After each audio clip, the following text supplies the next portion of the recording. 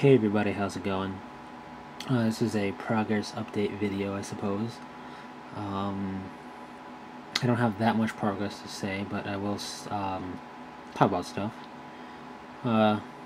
Mainly this guy here, which I'll get to at the end. Haven't been in much of a painting or modeling mood, but I'm getting back in there, in that mindset and into that mood. So hopefully I should get more updates soon. Currently I'm working on 2 hellhounds, one which is nearly ready to be base coated, and the second one some parts.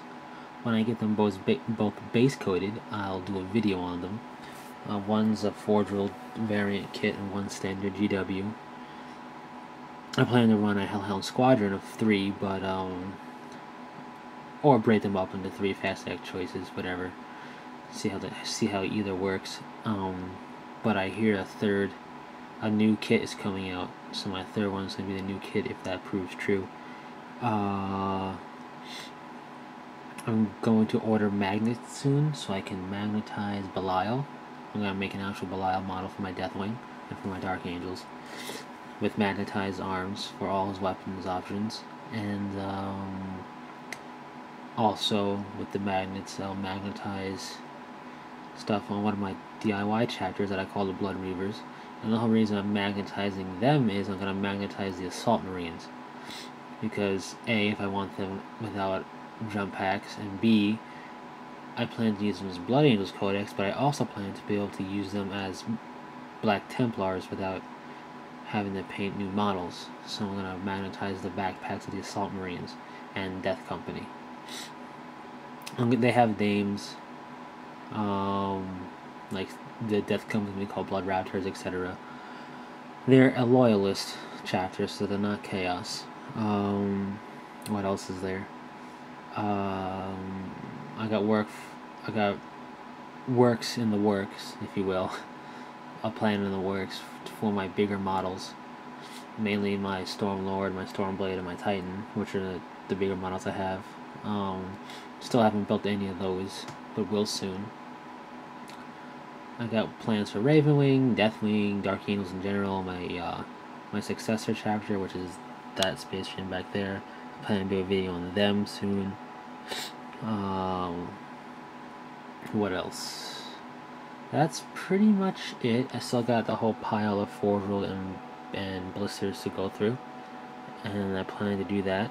Oh, I have 20 Orc Boys I gotta paint up for the part 3 of Legends of War update for my DACA lads. Don't know when that's going to start, but I'm going to get a jump start on it kind of by starting on the bases. And what I'm going to do is a video log, essentially a follow along of how I go from a box of miniatures to a fully done and painted and base squad. I'm going to do something, stop, make a progress video talking about it, and then move forward and stuff like that, rinse, repeat. So look forward to that in the near future. I also plan to do another codex in depth. I'm thinking I'm going to do the Blood Angels codex only because it's PDF, so I can show you the codex on my computer without any real fear or of anything. Because if Games Workshop can't really get that mad, or any type of IP, intellectual property stuff shouldn't be tampered with, because it's a freely downloadable document for everybody worldwide, so that shouldn't be a problem. And it's a shorter codex and easier for me to do as codex in depth when I'm reading it right there with you. So that'll be the second installment of Codex in Depth. I have another plan for Codex at a Glance, and I got plans for something I'm going to call Target Priority. It's going to have a Fortress Monastery post with that as well. Not the rule, because that rule doesn't exist anymore, but essentially Target Priority for shooting and assaulting. Like, just because you can shoot it doesn't mean you should, and just because you can assault it doesn't mean you should also. It's common sense stuff, but I figure it's worth talking about. A couple videos back, I did a video on the Imperial Guard Codex and how I plan to utilize it for accounts as Adeptus Mechanicus army. Essentially playing Admech with the Imperial Guard Codex. and I showed a test model of just the chest and legs. I didn't really get much farther along, but I put the head on it, so I'll show you that real quick. Pretty much this is how everything's going to look like that's not a Forge World model. I'm going to use Elysian heads, a Cadian top, and a High Elf Archer or Warrior bottom. This is a Warrior bottom, and let me get it real quick. This is the Archer bottom. You can see it doesn't have any scales on it. This is for flak armor, the Archer bottom, and the Warrior bottom is going to be to represent carapace armor. I still have the green stuff, which is going to be harder for the carapace. Let's see if it'll zoom in. Oh, it'll clear. There we go. Because I have the green stuff around here where my thumb is to get the waist flush and not make it look so weird. But when I do that, I'm going to have to recut in on the green stuff all the little scale mail pieces. We'll see how well that works out. If that doesn't turn out so well, I'm going to wrap it in plastic card, make it look like a gigantic techie belt. So we'll see how that goes. Yeah, but I chose the Elysian heads because they look techie. It doesn't look like a Cadian with a skirt on. It'll look different. It's pretty much gonna be Cadian arms. I don't know, I might use some High Elf arms, like the Van Braces pieces for certain parts, maybe. We'll see. I'm still not sure about that. With like plastic card shoulder pads, who knows? Maybe to break it up, make it look different. But yeah, so that's pretty much that. And the real progress I made is I finished a model for my Imperial Guard Admech army.